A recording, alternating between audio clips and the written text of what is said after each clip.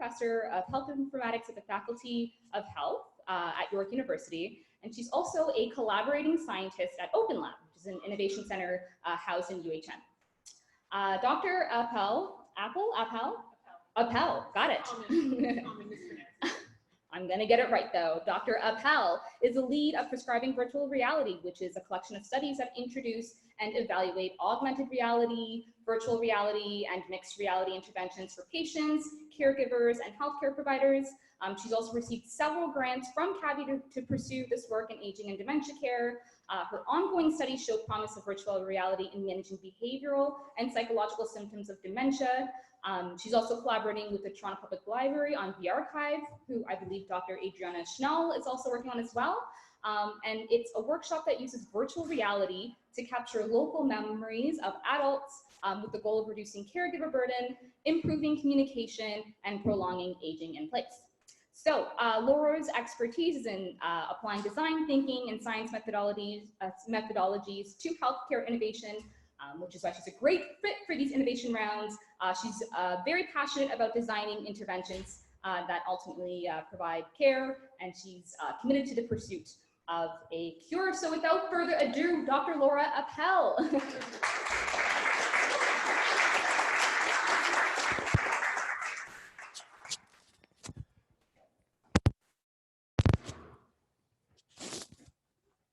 All right, so good afternoon, everyone, and thanks for that introduction. I kind of feel like that was the abstract of my paper and pretty much summarized most of what I'm going to say in short form. But I guess I'd like to start off by just saying, a little bit about my background. So I split my time between two areas. I do a lot of teaching at York University within health informatics, and the rest of my time is spent in research and more recently in a lot of virtual reality technology, although I've had some experience in the past with designing other mobile technologies for healthcare providers. And I really just wanted to take the time, 1 minute, for everyone to just think to themselves, if they could keep something or preserve something about themselves as we age, what would it be? So just take a moment to think, if this is, what do you really value most about yourself? What do you think makes you unique, makes you who you are?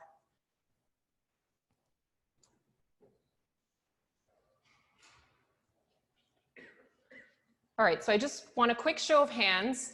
How many of you thought of something like a physical trait or a skill? Maybe it's your smile, your athleticism. Anyone? Nobody? 1, 2, 3. Nobody values that about. Let's be honest here. How many of you thought about preserving like some innate ability or characteristic? Maybe you have perfect pitch. I don't, but, or optimism. That one I think I had. Yeah, okay, so a couple more. What about preserving your memory? Did anyone think about that? Okay, a couple of people. So memory is interesting because it's both physical and cognitive, and perhaps nothing more frames and impacts who we are as people than our memories. And so there's this great quote, oh, there we go, by one of the fathers of behavioral economics, Daniel Kahneman, who says that we think of our future as anticipated memories. And so if you think about that, every time you go and you take a vacation, what you're really thinking about are all those memories and photos you're going to bring home with you, rather than vacation itself. There's also this not so great quote from Game of Thrones where Sam says, that's what death is, isn't it? Forgetting, being forgotten. If we forget where we've been and what we've done, we're not men anymore. And so I really don't want to place these two quotes on the same pedestal, but what I'm trying to get at is that both in science and in pop culture, there is an awareness and acknowledgement that memory and preserving our memories is what gives meaning even to our present. And so that we know when we want to keep someone alive, it's more than just their physical abilities or their cognitive capacities, but it's also their experiences, their agency, and their personhood. So this is really how I arrived to the title of today's talk, which is how VR can help preserve our bodies, minds, and souls. And these are really aspects that I aim to tackle in a lot of the research that I do with my colleagues, looking at VR and novel technology. So I'm going to talk about a few projects. So on the screen, we have a couple, I like to call this slide the ghosts of VR, past, present, and future. So they're divided on projects that have been just completed, those that are still ongoing, and some into the near future. And the ones that are circled in green are the ones that I'm going to focus on in today's talk and hopefully leave enough time for questions. So I'm going to give a high-level overview of what we were trying to achieve, what differentiates these projects, the methods that we employed, and what we learned, so some of the early findings. And I'm not sure if you can see that far from the screen, but I have an affinity for making puns, so most of the projects have VR somehow in the name. So that's worth noting. So in these, yeah, there's like VR squared, VRCT, VArchive, so forth.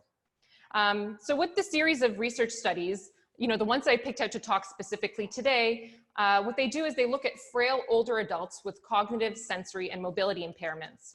So these individuals are often people who are living with dementia. And I'm sure, as most of the people in this room know, dementia is a devastating condition that results in loss of function and independence and increased level of care. And it really impacts not only the individual, but the entire circle of care, family, friends, and is very costly to our healthcare system. So in these series of research studies, we're really trying to help manage this condition and the symptoms that are associated with it, the fact that medication is often used as opposed to alternative therapies. We want to try and improve quality of life for people and their caregivers. And more so, we want to help to have people age in place, which I know is something that Baycrest is also working hard at achieving. So first things first, as a researcher, what I want to do is I want to spend a little bit of time defining our terms. Because what is virtual reality? This is a term that's actually quite leisurely used in healthcare, not necessarily in the field of technology and virtual reality, but when it's applied to healthcare, it's been used quite broadly, and it creates a lot of challenges for my research in particular, but also for progress in the field. So what we're defining as virtual reality now are technologies that use specialized software and hardware to generate realistic sensations, so visual, tactile, vestibular, and that these sensations replicate the real world. But there's a lot of misconceptions among other terms. So you might have heard of augmented reality and merged reality and mixed reality. And in fact, in my introduction, it states that I do research in all these areas. And the truth is that currently most of my research is in virtual reality, although I do think that there are future applications for these other areas. So the distinction is that virtual reality occludes our vision of the real world that we're in and places us somewhere else. And I think this is most of the use of this technology in healthcare has been with virtual reality. Augmented reality, I think the easiest example that comes to mind is for those of you that have played Pokemon Go or have seen the craze a few years ago, where in augmented reality, you see the real reality, you see your world, and it's overlaid with other artifacts to augment it. And mixed and merged realities are the ability to shift between this spectrum. So there are some headsets that might start showing you the real world and then slowly occlude your vision more and more, and then you're in a different world. So just, I think it's worthy of noting that when I talk about my research, most of it deals with this kind of virtual reality. So other kinds of characteristics that differ. So there's things that make virtual reality what it is, as opposed to, for example, just a virtual environment. Many of us have been playing with virtual environments on computer monitors for a long time. So field of view is very important with this technology. And you can see here, there's like increasingly different fields of view, whether you see on a computer monitor or your TV screen, like all of you are looking at this, nobody feels like they're inside this image, am I right? You can see the horizon line, you're quite removed. But you can increase the size of the screen and increase the field of view. A lot of us have our perception from the sides, which we wouldn't get normally, unless, for example, many of us remember going to IMAX screens. Now they're pretty prevalent, but when you used to go to Ontario Place, this was an event, when you would go see a National Geographic movie and it would mean something different. So field of view is important. And this has progressed more so to these more modern head-mounted displays. And there's two main kinds. There's mobile and there's PC graphics-based unit VR headsets. Mobile headsets started off by using cell phones that would just snap into a headset, like the Samsung Gear VR. This was a headset that we used in our first study originally, and now have progressed to just being a standalone headset that doesn't require connection to any other computer, like the Oculus Go. And that's currently the headset that we use with our research studies for a multitude of reasons. It's lighter than the ones that connect to the PC. The ease of use is far greater. Hygiene requirements, they're easier to clean. And you know, it supplies enough interactivity and immersiveness to be worth it with the population that we usually do our research with. However, on the other hand, not to say that it's not worth exploring PC kinds of VR technology, because this really creates a more immersive and interactive environment where someone can manipulate what it is that they're touching. So if you have someone who's mobile and you want to test more mobility, this is probably a better avenue. Other differences are in visual content. So many times we've probably think of virtual reality through rendered graphics. These are digital creations of the real world. On the other hand, and in the research that I'm discussing, we use 360 live action film. So this is basically a camera similar to the one that's facing me right now, but it has two 180 lenses and pretty much gathers everything within its range at the time. And so the reason we use 360 film with most of our research is because it's cheaper to produce. You can create customized content pretty easily. It's also satisfied the need for immersion, again, with the population that we research, and I'll go into a little more detail later. But also, we've still found within the budget, because I'm sure, you know, my research department is not Pixar, but I doubt even here at Baycrest, is there enough funding to really create these highly realistic avatars. And so if you want people's faces in VR and you want it to be familiar and realistic, it's still more easier to capture in 360 film. And so that was the reason that we've pursued this modality. Other things to keep in mind, you know, there are different auditory displays. You can have headphones or earbuds that change the level of immersiveness that you are in VR. Haptic interfaces, how you feel an environment. Sometimes you're moving a joystick, but sometimes you're wearing a glove or a suit that vibrates, similar to laser tag, if anyone played that years ago. There's also different treadmills. You can have linear treadmills, omnidirectional treadmills to help you move within the space. There's different tracking techniques that have come out. All of these contribute to what, you know, quote unquote, real virtual reality is, as opposed to a lot of what the research in the area is calling virtual reality.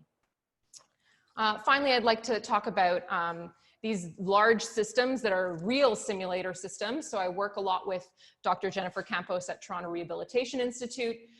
She is the director of this MIVE lab, Multisensory Integration Virtual Environment Lab.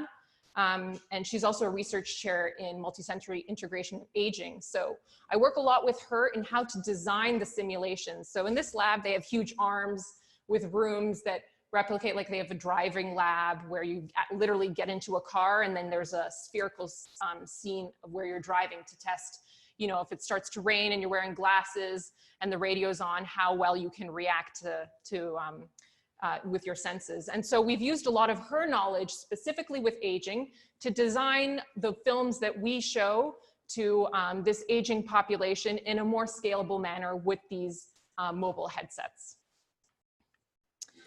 So together with her, you know, we're trying to help define virtual reality in healthcare, and we've settled a little bit on these three criteria that virtual reality technologies need to embrace in order to be considered virtual reality. And that is, they need to be immersive, so multiple senses need to be stimulated at the same time. It needs to be interactive, so the user, the viewer, needs to have some autonomy. They have to be able to make a change that impacts what they see. So it's not completely a controlled experience. And this together creates some form, some sense of presence, which has yet to be very difficult to quantify. But that's what we're trying to do, develop scales in order to do this in the general population, but also even more specifically with populations who are perhaps older and have communication difficulties. And it might be harder to identify how engaged and immersed they are in different environments. So as we can tell, there's been a lot of investment in the past in huge simulators, even within healthcare, within rehabilitation. So VR is not necessarily new to healthcare. It's been shown to be effective in treatments, things that we call the 3 Ps even, pain, phobias, post-traumatic stress disorder. This is usually implementing things like cognitive behavioral therapy or exposure therapy, where you can manipulate the simulated environment to increasingly replicate something that would trigger a reaction in a viewer. And more recently, there's anecdotal evidence that suggests that VR may also be a way to alleviate stress, depression, anxiety in older adults living in many care homes. I'm sure you've seen a lot of these YouTube clip videos with great reactions. But there haven't been that many empirical studies that have formally and formalized and quantified the feasibility and effectiveness of these interventions within this population. I actually conducted a randomized control trial that a systematic literature review that I'm in the process of publishing, where we looked at over 5,000 articles that satisfied our terms of virtual reality broadly and dementia to see what is out there. And only 100 articles matched our inclusion criteria.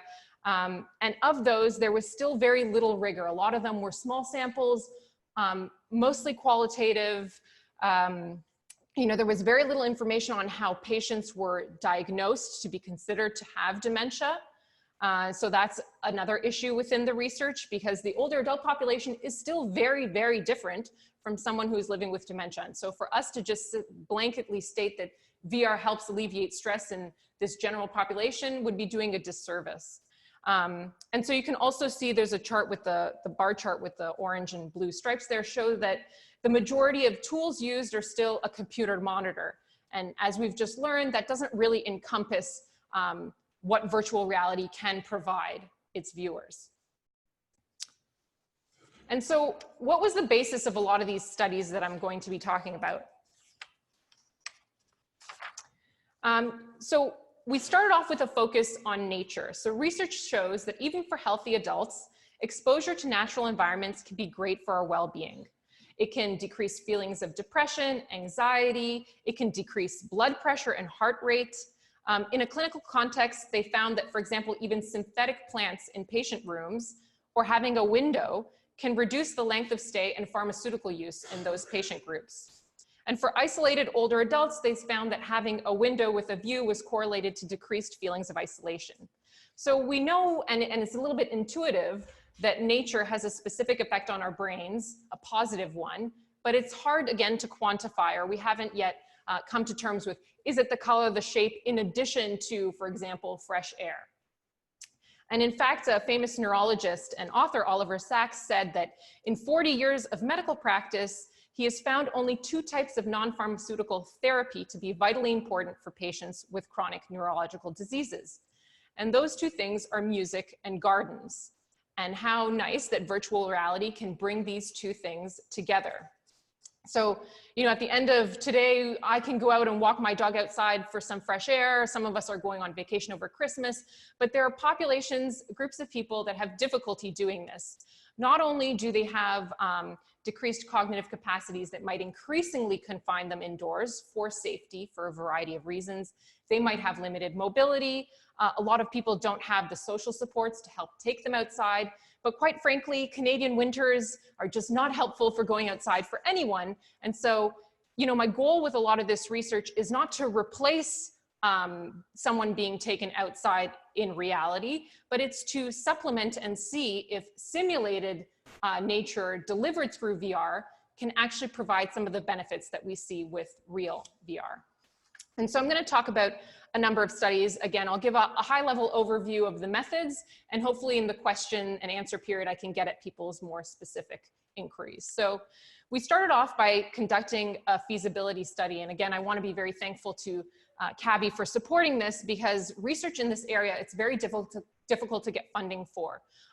While the technology is not so novel, there's been a lot of pushback stating that the older adult population, and specifically this difficult population where you might not have easy informed consent to test this kind of technology with. So I'm very thankful that this initial seed money launched a number of different studies in the area. So with the feasibility study, we really just wanted to first establish whether it was safe to use the headset, whether it was comfortable with many of these individuals, and if there was a general sense of enjoyment.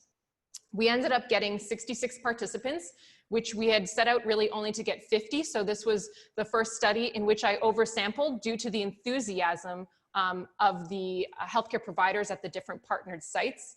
It's also interesting to note that we start off with one site, but after promoting this study, we added on 3 other additional sites that were interested in participating. So there's definitely a hunger for alternative kinds of therapy and an interest in using this technology to see what it can deliver. So out of the 66 participants with an average age of 81, I really believe, if I can remember, the range was 60 to 100. So we had, very old individuals trying this on. The sites varied, which goes to its generalizability. So we had a long-term care home. We used the ambulatory clinic here at Baycrest. There was a rehabilitation hospital that participated and a day center that had a memory clinic.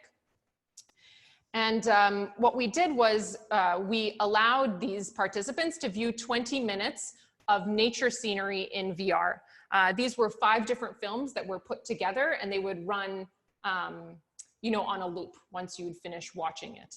And so we had a pre and post survey to ask them about their emotional well-being. This was a standardized survey used with this population. We had adapted a observational technique that was used with music therapy in people with dementia. So we had 2 researchers observe every individual while they were in VR to see if they had any changes in their body posture and feeling, ways of demonstrating engagement.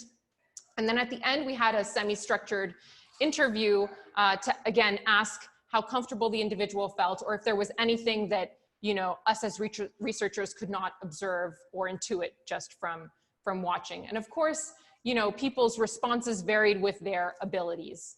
I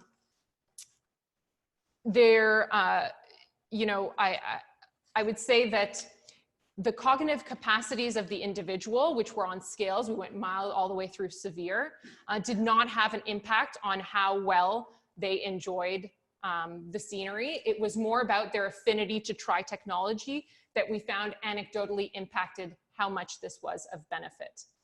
And I think I have a video. So we were lucky enough, the CBC was interested in this project at the start. So it might give you a better idea if I can just play a little clip from that. One of 4 sites that are part of a pilot study looking at exposing dementia and Alzheimer's patients to virtual reality experiences. You really feel like you're in the trees here. With the water echoing around. I really think this is a new kind of therapy that would transport people who are otherwise confined indoors, but they're also socially isolated. And this gives them the opportunity to travel somewhere they never did, to revisit a memory that they cherish. I mean, it really kind of brings the life back into someone who is otherwise in the last stages of their life. Ooh, look at those trees.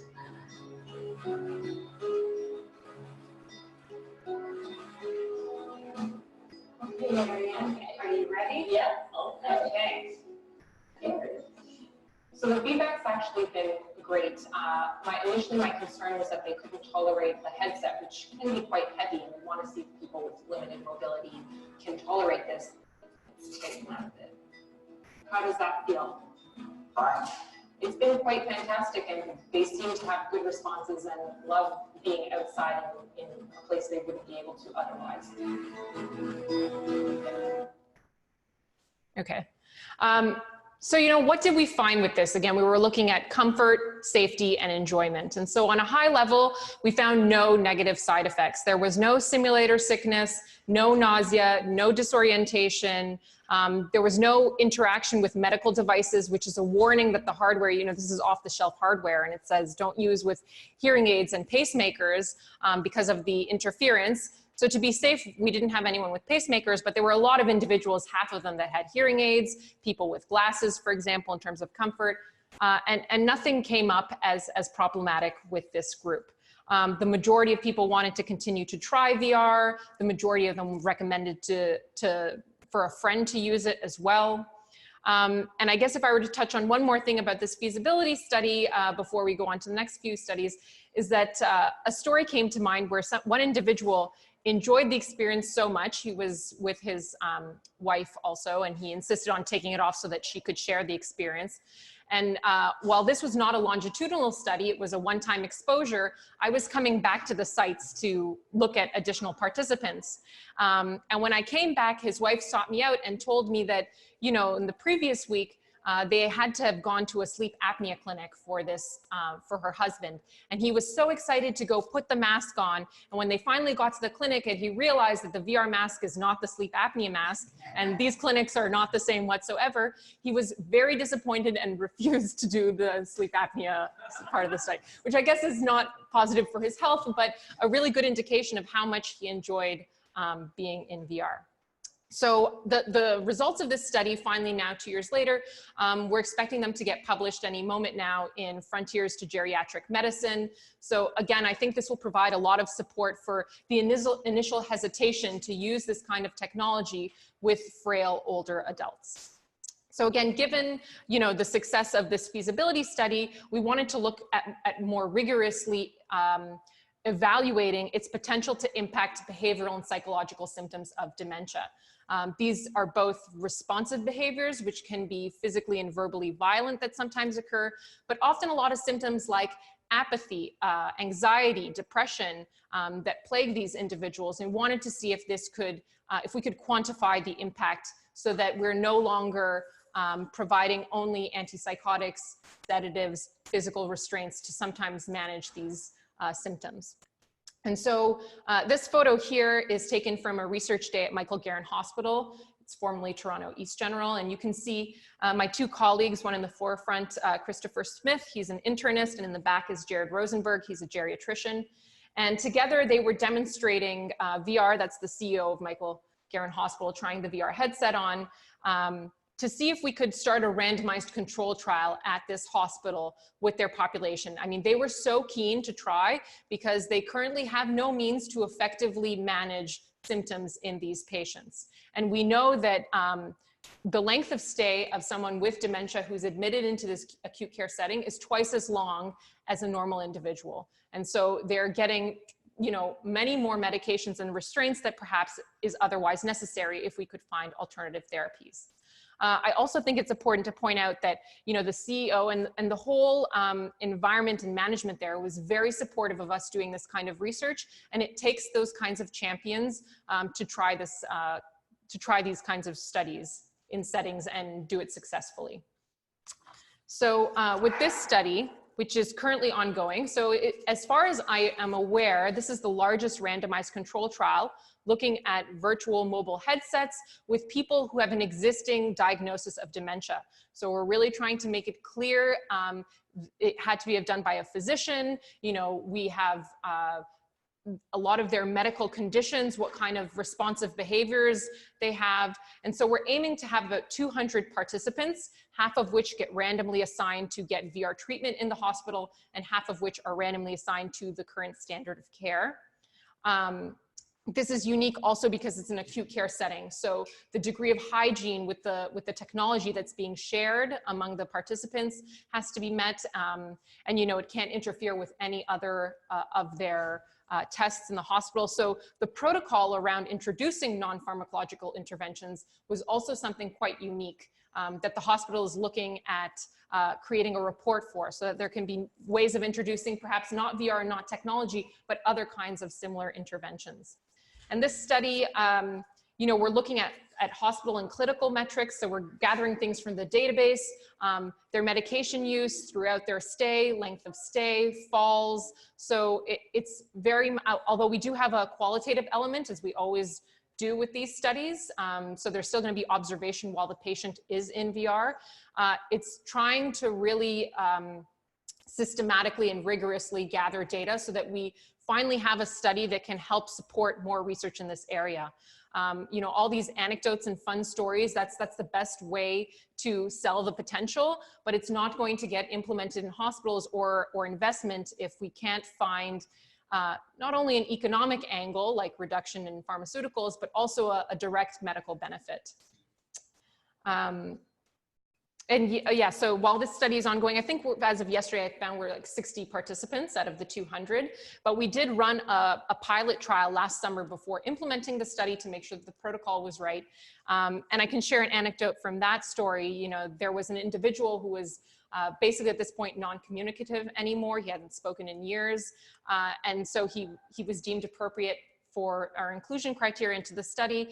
And we put the VR headset on, and he started to mouth words, and his daughter was in the room, and she was so moved by this that she filmed it and sent it to her family in France, because he became a little bit lucid and was talking, you know, not still in a comprehensive sentence, but much more than she had seen in years. So again, these are stories that lead us to believe that even the very sick are capable of benefiting from this technology. Another ongoing study, which is soon wrapping up, we call it VR Squared. It's virtual reality for veteran relaxation. Again, this is a CABI-funded study that we're partnering with Pearly Rideau Veterans Healthcare Center in Ottawa. This was unique because we wanted to look at specifically triggered responsive behaviors. So oftentimes when you have wound dressing changes or you have to bathe, this causes responsive behavior. So we know the reason why someone reacts a certain way. And we wanted to see if we could target VR exposure at that moment, if it could benefit and mitigate some of the symptoms. So we're looking specifically at responsive behaviors. We had about 30 residents participate. Now, initially we wanted more than this, but I'm going to speak to some of the difficulties in recruitment in this study. We also had 7 amazing recreational therapists that would deliver the VR therapy and gather our data. And we've completed at length, in-depth interviews with all of them, which has given us a lot of the feedback as to what works and what doesn't. Again, there were 2 kinds of arms in the study: triggered events. So that's when we know an activity is going to happen and we're going to try and administer VR in the resident at that moment. And also scheduled events. This is just like any other therapy program to see if it could help mitigate some of the problems. And it was longitudinal. So unlike the randomized control trial is also longitudinal, but these are some of the first studies that are looking at multiple exposure of the same person to VR. And so what did we find? Okay, so the observations were that although there was initial great hope at applying this during a triggered event, a lot of the difficulty came from the recreational therapists' feelings of what they were doing at the time to an individual who was in distress. So, you know, they were very reluctant to comply with perhaps the protocol, which, you know, needed some additional refinement. And so a lot of times it was difficult to apply the therapy when we thought it would be most beneficial. Other difficulties were that there had to be more individuals in the room when conducting this. So there had to be the general healthcare provider who would be at the moment of the triggered event. Timing in these institutions where workers are already overburdened and overworked is incredibly difficult. So finding common time for them to meet, to administer the therapy was a huge problem. Now, in spite of all of this, there were a couple of anecdotes of when this happened. So there were a couple of residents who managed, the timing worked out and people were willing and it happened, and they put the headset on in moments of triggered distress. And the results were actually surprisingly very good. They surprised both the recreational therapists and the healthcare provider involved. So I can give you an example. There was an individual who every day at night needed his leg braces removed. This would often cause in like him swatting individuals, it being very difficult and painful for him, in fact. And so they managed to time it right and they put the headset on, and he basically had stayed in the headset during the entire process and had no problem having the braces removed. And so they had a desire to repeat this with this individual. There was another case where an individual needed a number of lifts to help them go to the restroom. This would often, because of the feeling of being lifted, disorient the individual, and he would tend to swat. And again, it was a process that took much longer than it should. They managed to put this individual in VR through the entire process, including while they were going to the restroom and back, and had very few responsive behaviors. So, you know, I think there's some hope there. The difficulty is in doing this the right way at the right time. I think you know, we were looking at both physical pain kind of responsive behaviors and psychological kinds of responsive behaviors. And again, without having looked at all the data just yet, it seems to me that following the lines of pain management, this is a good therapy to manage problems that are like triggers that are caused through physical pain responsive behavior. Whereas there were cases where recreational therapists didn't feel comfortable putting the headset on when someone felt like they were in emotional and psychological distress. And so it is my early inclination to say that that is probably still not the best way to manage these situations. So if someone was screaming out for their loved one and really wanted to go home, there was very little way that the recreational therapist thought it was ethical. We don't know what the results would have been, but there was very little opportunity for them to place it on individuals' heads. In terms of the second group, which was just scheduled events, these were still residents with dementia who had responsive behaviors, but not in this particular moment. Results were fantastic. The recreational therapists loved doing this, loved having VR as a part of their toolkit, would customize the content to meet people's needs. And so, you know, I found, again, most of the difficulties with this research was the research aspect and not the program aspect. I already know that once we wrap up this research, they are more than happy to continue to use the technology and expand it to more populations within, within their institution. So, you know, some wins and some learnings on how we need to design this to be scalable. And this led a little bit to some of the future studies. So because we know that customized content seems to deliver additional benefit, we're now starting to look at customizing, hyper-customizing content for individuals. So this project, which is hopefully starting in March, although we already have ethics approval and the protocol in place, is called vArchive. We're working with the Toronto Public Library, thanks to Dr. Schnell for helping us with recruitment. The idea behind this is to have a dyad, what we call a dyad, so a person with mild dementia and their primary caregiver come to the Toronto Public Library for a workshop for 6 weeks. So they come once a week for 2 hours, and together we help them elicit a memory of importance to them. Some legacy they want to keep, something that they want to share. We help record this content audibly inside the library, but we also teach them simply to use the 360 VR camera so that they can go home and capture their own kitchens or a park that is of meaning or whatever. So they're capturing something of meaning for them and they're bringing it back, and together we are going to co-create a memory capsule for these individuals.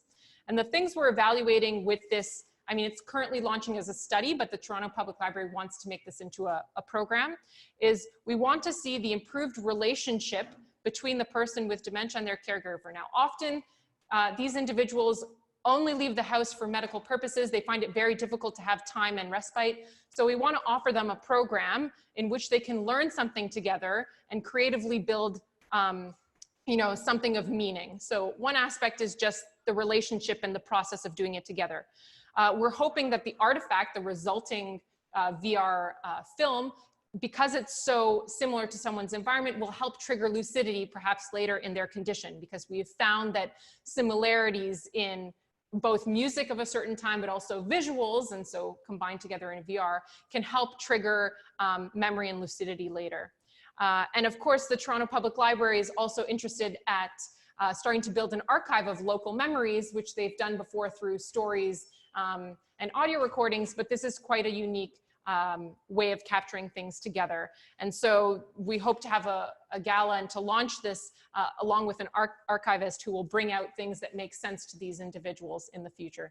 And so the last study, I mean, we're running out of time a little bit, so I won't talk too much about it, but we're looking, we've applied for an Alzheimer's Society grant where we want to help train actual caregivers to provide this therapy in the home. We really feel like this will be most effective in community settings.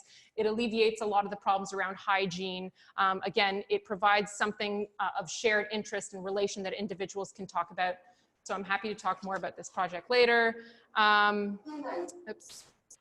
What are some takeaways quickly? What does our research show? Frail older adults can tolerate VR.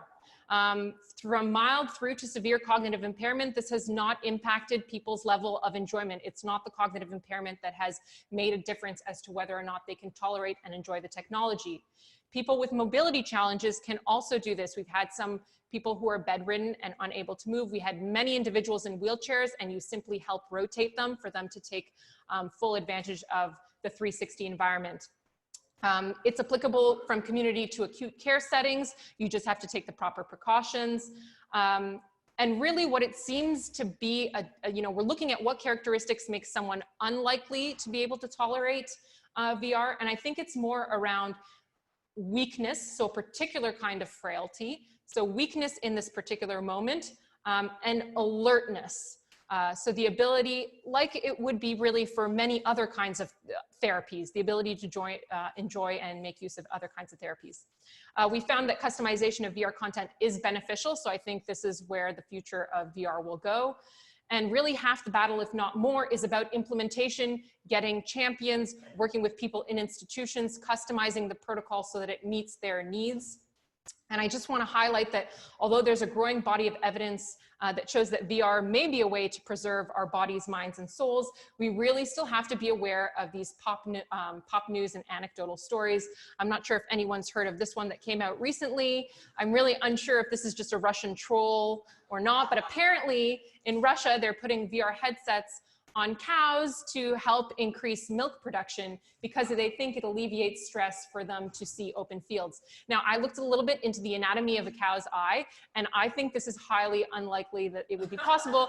Not that we even understand how to, it's hard enough in humans to evaluate qualitatively or quantitatively how much they're enjoying and interacting with technology.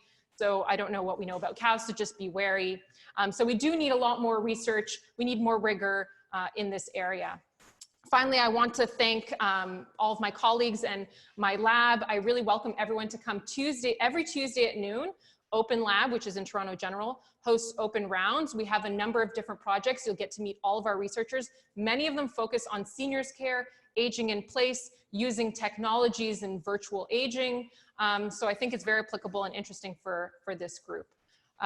Finally, there's my contact. Thanks again to Cabby for supporting this research and to Bio for inviting me, and I welcome any questions about any of the particular studies.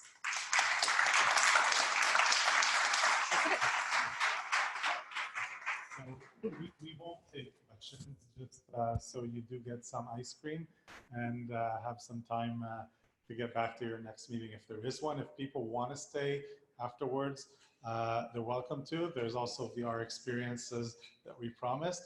We will be happy to forward questions to Laura and continue the discussion through Planbox and other means that we have. And last but not least, we do want to announce the November Innovation Award. He left. I'll announce it anyway. So the Innovation Award for November goes to the SOHS project, which is led by Nelly and Jagger. What's Nelly's last name? Nelly.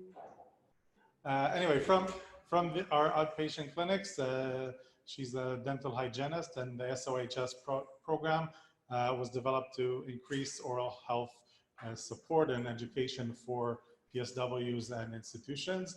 An amazing program also supported by Cabby. So without further ado, enjoy the ice cream, and we'll let you know when the next innovation rounds reinitiate. Thank you for coming.